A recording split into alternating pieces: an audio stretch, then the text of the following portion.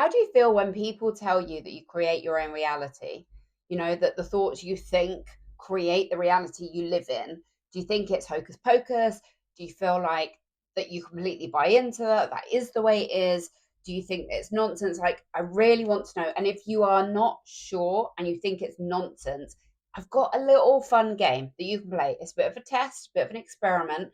You can do this right now. I'll do this with you on this video, and then when you've done this through this video with me, this is something that you can go away in your own life and you can do this with other people, because this will show you the dramatic impact that our minds have on the reality, the actual physical reality that we experience around us at any given moment.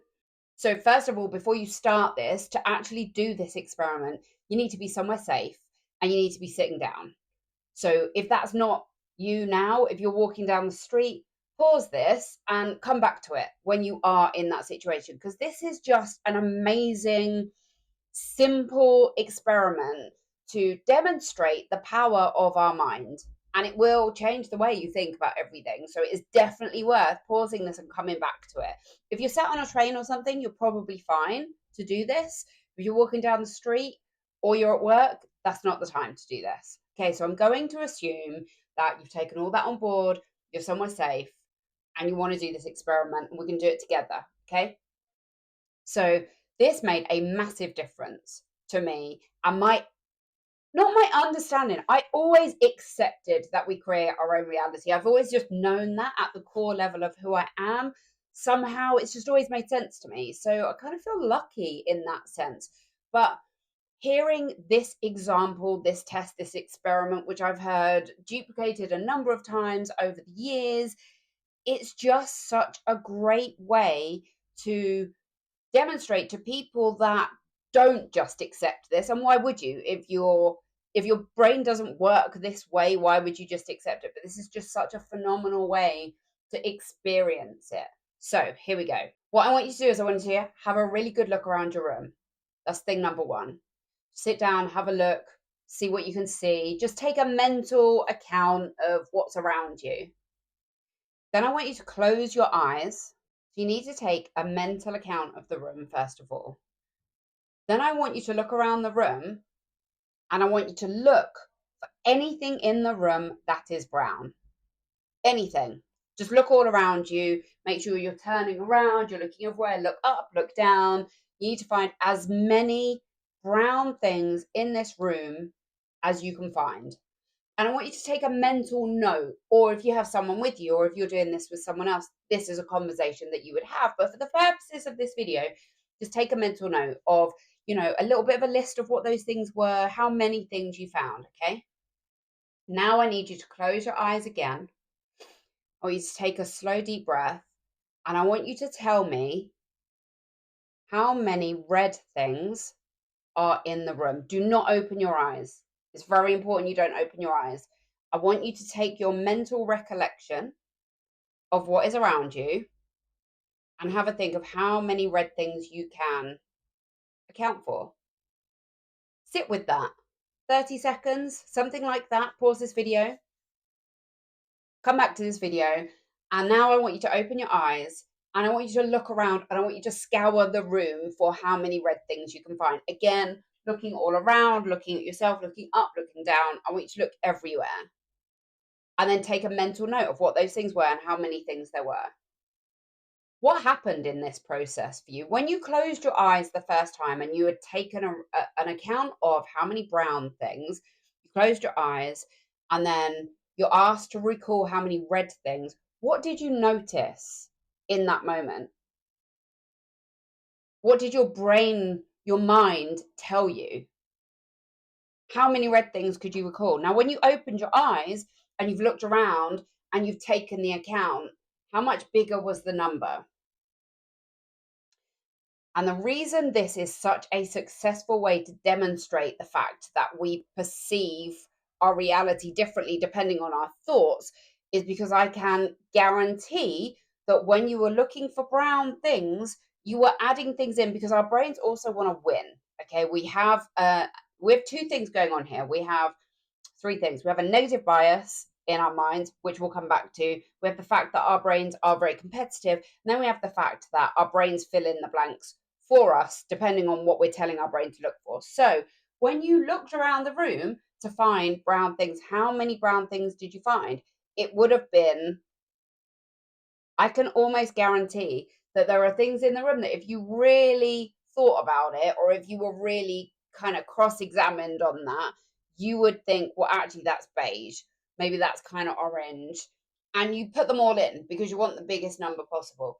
When your eyes were closed and you were asked to look for red things, I guarantee your brain would have just stopped for a minute, would have faltered.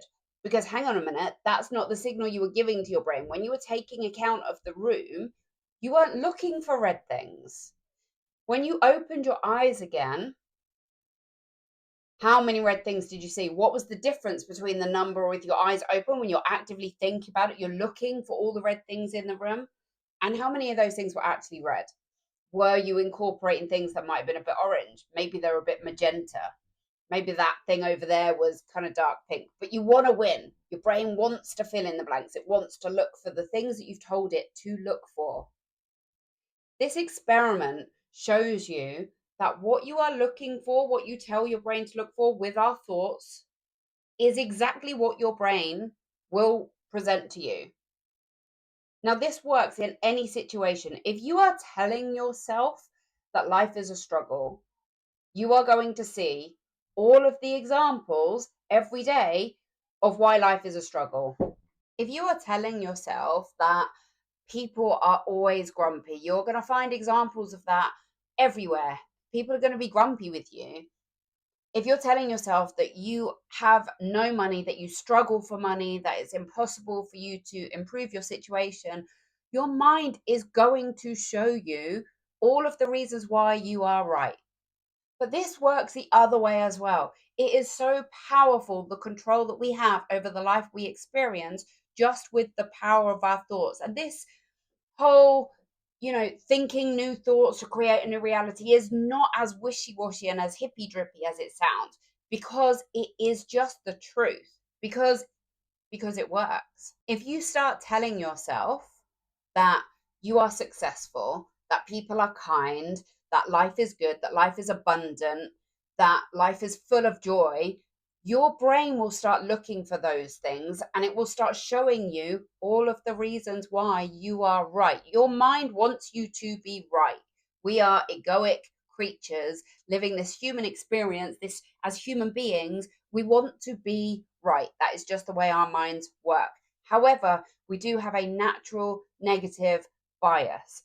And that means if our thoughts are left to their own devices, you will naturally go towards the worst case scenario because your brain still operates in the same way it did hundreds of thousands of years ago, where it needed to keep us safe, where everything could be a potential danger.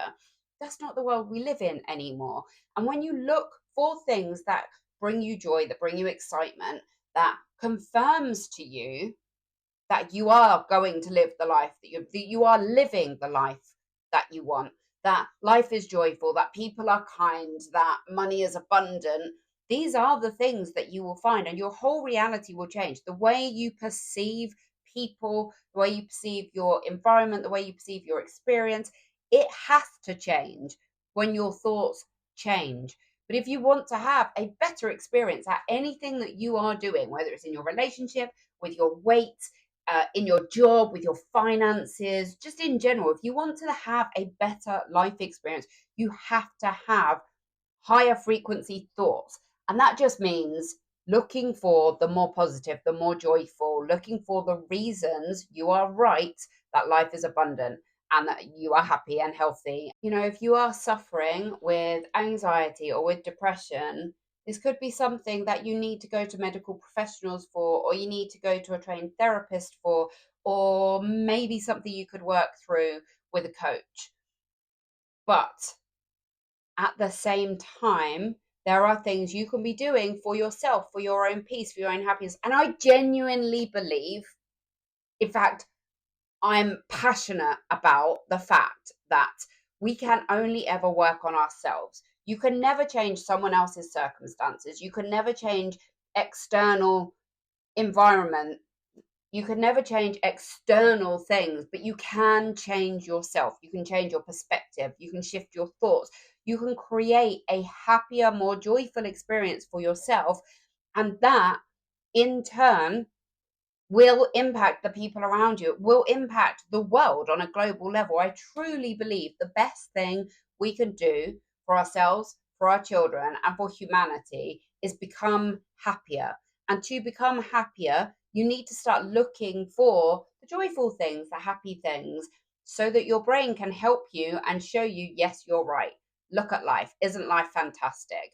Whatever it is that you are retuning your mind to, you have the power to completely change the emotional reaction you have to your life experience, because in changing the thoughts you change the things that you start to notice, and that will raise your emotional level, and your emotions will be spend more time in the happier spectrum. It's really natural and normal to feel all of the emotions. If you are missing any part of the emotional spectrum, that's probably not healthy. However, there is a massive difference between being able to experience these things and choosing to experience them, sit with them, accept them, work through them, and then choosing to move into a happier state of being. Also, it's not normal to just be unhappy with your life.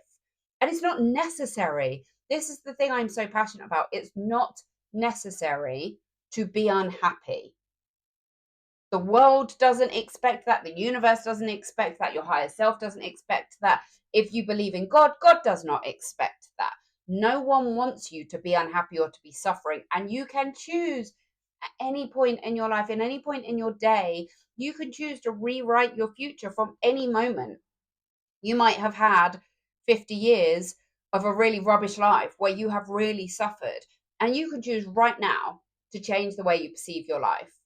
You might have had a really crappy day, and maybe you've been working on this stuff for some time, but at any point, you can change the thoughts that you have, and you can change the things that you're looking for in your life, in your circumstance, and you can make yourself happier. You can make your life better simply by changing your thoughts. And I think shifting our perspective in these ways that are quite subtle are so powerful. I think we should be teaching this stuff in school. We should be talking about this stuff all of the time, but we don't. You have to come to videos like this and videos from like thought leaders and spiritual teachers to realize that we have so much power over the lives that we experience. If you did this or you've done it before, I'd love to know what your experience was. And also, if you did this along with the video, how did it work for you? Did it work?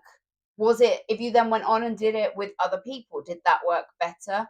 Like, I would just love to hear about any experiences that you've had where you've, whether it's through this video or someone else's video or a book that you read or a realization that you had or just a knowing you've always had.